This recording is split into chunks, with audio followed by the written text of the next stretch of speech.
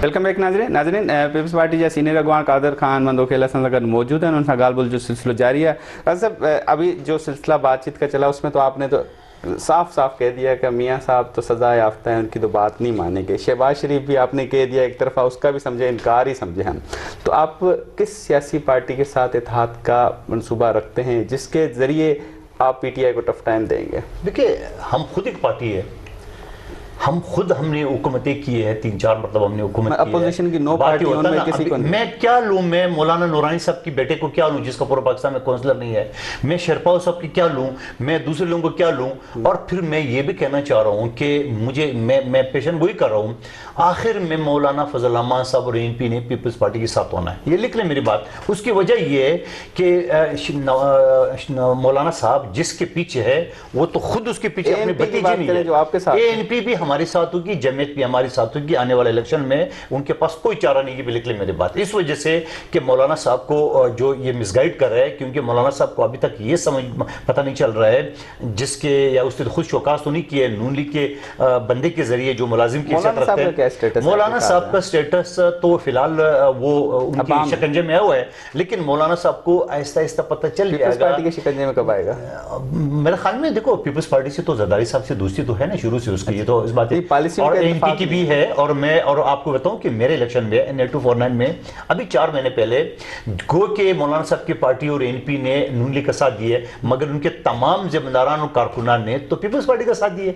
आप पता करें किसी से, पूरे जमीयत मेरे साथ थी, पूरे ANP मेरे साथ थी, PTI के सारे पश्तून वोटर मेरे साथ थे, तो पीपल्स पार्टी के साथ है। पर अभी जो कुछ दिन पहले जलसा हुआ, सुमरो साहब वो तो वजीर आला हटाओ, मैं वजीर आला, इस तरह के नारे लगा रहे हैं। सुमरो साहब को तो पहले ही आप देख रहे हैं कि वो तो वजीर आला की ख्वाहिश रखते हैं। नहीं, वो तो वजीर आला क्या, उसको बोले पहले खुद काउंसलर तो बन जाओ, फिर वजीर आला बनने की ख्वाब देखो। आपने लाड़काना मेरी चुटी के जोर लगाए, सारे पीपल्स पार्टी की मुखालफिन को आपने एक टोला बनाया। आपके सामने JDA का अशर आप देख लें, जिस JDA के फहमीदा मिर्जा साहिबा जिस 900 वोटों से जीती है और 12,284 समथिंग उसके वोट रिजेक्ट है।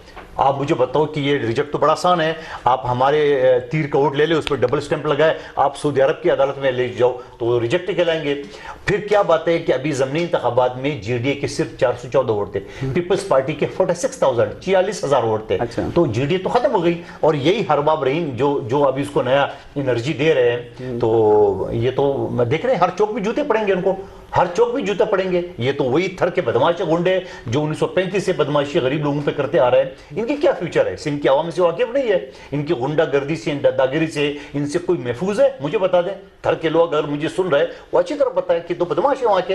अब आप बदमाशी करके PTI के या कोई FIA के या पुलिस की या किसी जोर पे, तो बाबा पीपल्स पार्टी वाले जाले हैं, हम शहादतों की जमात है, हमने घोड़े खाए 80,000, हमने जेलें देखे। इस हाल में भी आसिफ अली जरदारी साहब जो है ना, वो एम्बुलेंस के जरिए, व्हील चेयर्स के जरिए अदालतों का सामना करते हैं। आदि फरियाल को रात 12 बजे आपने जेल के सलाखों में घसीट दी है। बिलावत साहब को जब 2.5 साल का तो उसके खिलाफ केसेस आपने उठा लिए, तो आप करके देख लें भाई, ये कोई पीपल्स पार्टी की जाल है कि ये कोई नज़ीर चौहान तो नहीं है जो 2 जूते पड़े थे और सॉफ्टवेयर उसके अपडेट हो गई। बाबा ये पीपल्स पार्टी है। सही। अच्छा कादर साहब, आपने जब इलेक्शन की थोड़ी सी बात की, थोड़ी सी इलेक्शन के हवाले से इलेक्ट्रॉनिक वोटिंग मशीन और चीफ इलेक्शन कमीशन के मामले पर थोड़ी सी बात करना चाहेंगे। आप खुद कानून जानते हैं, कानून के तालिब इल्म हैं, सारी चीज़ें जानते हैं। कानूनी तौर पर चीफ इलेक्शन कमिश्नर पर सियासी पार्टियों का एतमाद बरकरार ना रहे तो आपके ख्याल में उनको खुद इस्तीफ़ा दे देना चाहिए? चीफ इलेक्शन कमिश्नर किसके दौर में आया? खुद इनकी पार्टी ने उसका नाम रिकमेंड किया है, परवेज खटक साहब ने पर्ची से नाम निकाल के, और अपोजिशन इसको क्या किया है।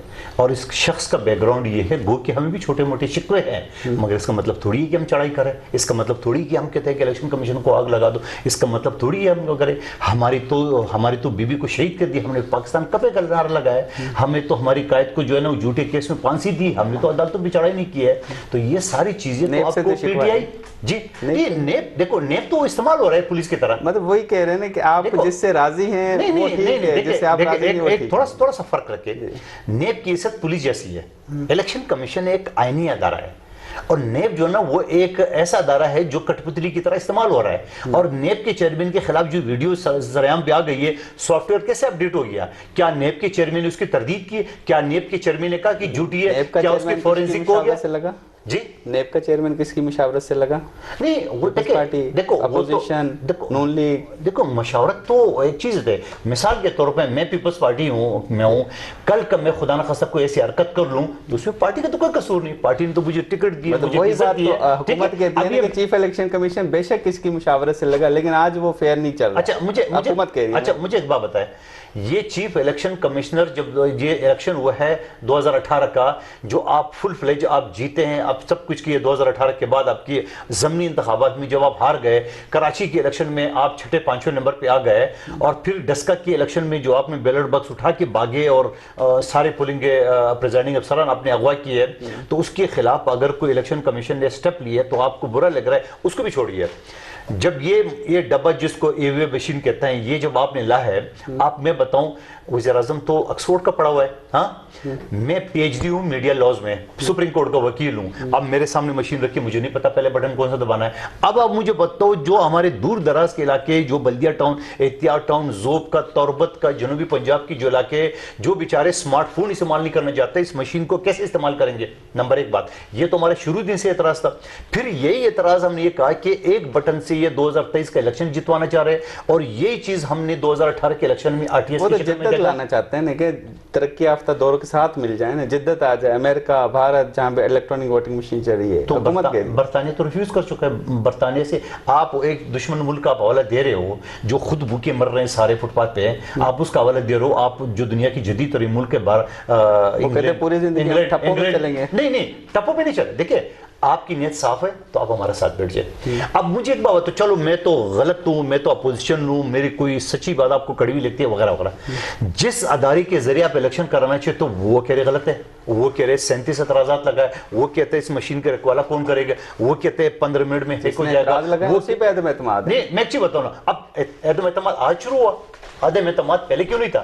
آج جب 37 اعتراضات آ گئے تب آپ سے, جب وہ جو اکاؤنٹس کا جو فارن فنڈنگ کے معاملے سے آپ کا اعتراض اس وقت شروع ہوا جب الیکشن کمیشن نے 37 اعتراضات لگائے, آپ نے دونوں وزیروں کو پٹے کھول دیے اس کی طرف. تو آپ یہ بھی تو چیز دیکھ لینا. اور پھر ضروری بات یہ ہے کہ آپ اس چیز کو کرو, آپ کی نیت صاف ہے, آپ ہمارے ساتھ اپوزیشن کے ساتھ بیٹھے.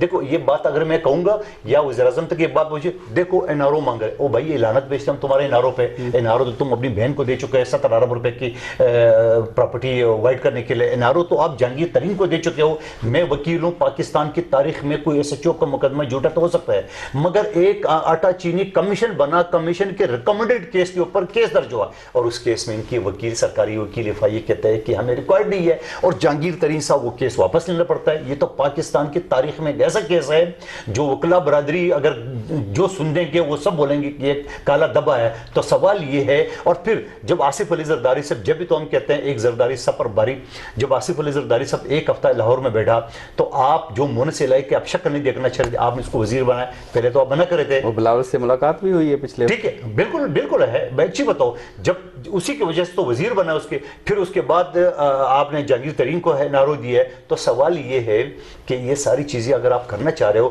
اور آپ کے سامنے ابھی کل اس نے نادرا کو کھڑا کر دیے. نادرا ایک ادارہ ہے, آپ نے اس کو الیکشن کمیشن, آپ کیا چاہ رہے ہو؟ آپ پاکستان کے تمام اداروں کو لڑوانا چاہ رہے ہو؟ آپ نیا پاکستان بننا چاہ رہے ہو یا تباہ کر رہے ہو؟ آپ نے تو تباہ کر دی. آپ کو یاد ہے جب آپ نے کہا کہ میں قرض اگر لوں تو میں خودکشی پر, آج کم از کم کوشش تو کرو. میں کہوں گا خودکشی آرام میں نہیں کرنا چاہیے, مگر کوشش تو کرو تاکہ لوگوں بولے گیا. پھر آپ وہ کہہ رہے پچھلی حکومتوں نے قرضے لیے تھے نا, ان کی وجہ سے ہمیں بھگتنا پڑا. نہیں تو حکومت کے تو یہ بات پہلے نہیں پتی تھی. ان کو حکومت میں آئے تو پتہ چل گیا نا. وہ جو 126 دن کی ڈانس پارٹی پہ یہ جو تقریریں کرتا تھا, اور اس وقت انہوں نے یہ کہا تھا کہ میرے پاس 200 معاشی ٹیم ہے جس کا سربراہ ہوگا چائنا کے ارسطو اسد عمر. معاشی ٹیم کہہ رہی ہمیں تو نہیں پتا تھا نا خزانے میں انہوں نے اتنا قرضہ ڈالا ہوا تھا. تو اس کا مطلب جھوٹ بولا تھا, اس کا مطلب عوام کو بیوقوف بنا رہے تھے. اس کا عوام جو تقریر انہوں نے ڈانس پارٹی میں کیا تھا وہ سب جھوٹ تھی عوام کو رگڑنے کے لیے. پھر کیا بات ہے, جب آپ پیپلز پارٹی کے پر الزام لگا رہے اس نے قرض لیا ہے, پیپلز پارٹی کے قرض جو لیا ہے اسے تو 4 گنا زیادہ اپنی 17,950,000 ارب ابھی تک قرض لے چکا ہے. یہ خیرات, سکا, زدکا, ایشین ڈیولپمنٹ بینک سے, آئی ایم ایف سے اور دوسرے اداروں سے جو کرونا کی مد میں ان کو پیسے مل چکا ہے وہ الگ ہے. اور پھر اس کے علاوہ ان ساری باتوں کے علاوہ آپ یہ بتاؤ کہ آپ کی اپنا اسد عمر جو معاشی ٹیم تو فیل ہو گیا, آپ نے پیپلز پارٹی کا حفیظ شیخ کو اٹھا لیا, پھر اس کو آپ نے اٹھا دیا اماد کو لے لیا, 15 دن کے بعد اسی چار لے لے, دوبارہ پیپلز پارٹی کے حالات دور بہتر کرنے کے کا معاشی حالات بہتر کرنے کی کوشش کر رہی ہے نا. آپ پیپلز پارٹی کے اوپر الزام لگا رہے کہ وہ کرپٹ ہے, پیپلز پارٹی نے قرض لیے, تو قرض کس کے ذریعے لیے؟ ہمارے انہی وزیر خزانہ کے, اور انہی وزیر خزانہ جب میرے دور میں تھے تو برے تھے, آپ کے پاس ہے تو اچھے ہوئے. خود کہہ رہے تھے نا ماضی کی حکومت, ان کو شاید اتنا پتہ ماضی کی حکومت میں تھا. ابھی بریک لیتے ہیں, بریک کے بعد اسی سلسلے کو شروع کرتے ہیں. ناظرین وٹنا سی بریک ہی بریک ہاں پو گال بول جو سلسلہ جاری رکھنا سی.